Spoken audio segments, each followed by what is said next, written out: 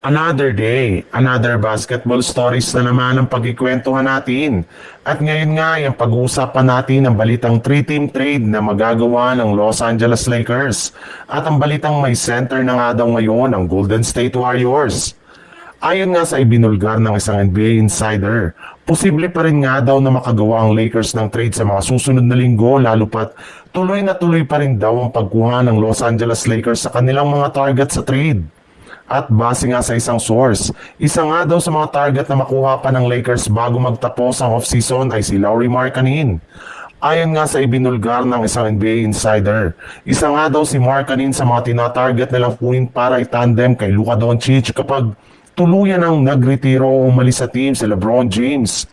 At maaari nga daw po nila itong makuha gamit si Naruya Hachimura at Austin Reeves sa isang blockbuster trade kagaya na lang ng inilabas na 3-team trade kasama ang mga kupunan ng Utah Jazz at Miami Heat kung saan makukuha nga dito ng Miami Heat si Terry Rozier, Rui Hachimura, Gabe Vincent, Dalton Kenny at 3 first round pick habang makukuha naman dito ng Jazz si Austin Reeves habang ang Lakers naman ay makukuha si Lauri Markkanen.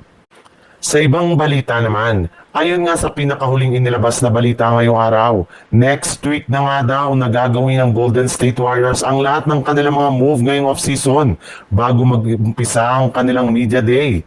At sisimulan nga yan sa paggawa ng solusyon sa sitwasyon ni Jonathan Kuminga.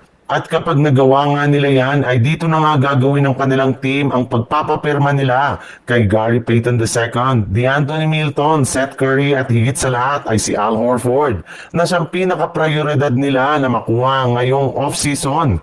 Bali siya nga ang unang-una nilang papipirmahin ng kontrata next season upang sa ganoon ay makasama na agad ito sa kanilang ginagawang practice at makagawa na sila ng ilang mga game plan sa kanya.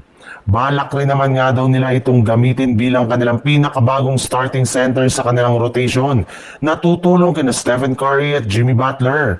Pagdating sa rebounding, depensa sa ilalim ng basket, paggawa ng screens at pick and roll plays at higit sa lahat, pagdating sa scoring gamit ang kanyang mid-range at perimeter shooting na makakapagdagdag sa offensive option ng Golden State Warriors sa kanilang mga darating na laro.